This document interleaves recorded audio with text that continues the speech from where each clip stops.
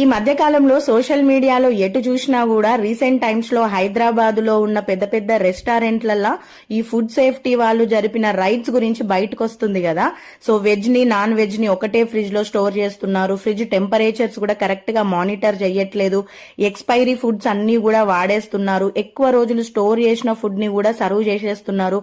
Kitchens కూడా అంత neat గా ఉండట్లేదు. బొద్దింకలు పురుగులు ఎన్నో కూడా ఫుడ్ ఐటమ్స్ లో కలిసిపోతున్నాయి అని చెప్పేసి ఒక 10-15 పేర్లు అయితే బయటికి ఇచ్చేసిరు కదా. ఈ 15 రెస్టారెంట్లకు తోడుగా ఇంకొక 200-300 రెస్టారెంట్లను కూడా ఆ లిస్ట్ లోకి యాడ్ చేసినా కూడా తినటోడు తింటనే ఉంటాడు. వానికి చెవు మీద పేను కూడా వారదన్నట్టు మొండోళ్ళు ఉంటారు కదా, వాళ్ళని ఏం చేయలేరు. కానీ ఇట్లాంటి న్యూస్లు చూసి అమ్మో తినొద్దు అని భయపడేటోళ్ళు ఉంటారు కదా, అలాంటి వాళ్ళన్నా కొంచెం మారితే చాలన్నట్టు.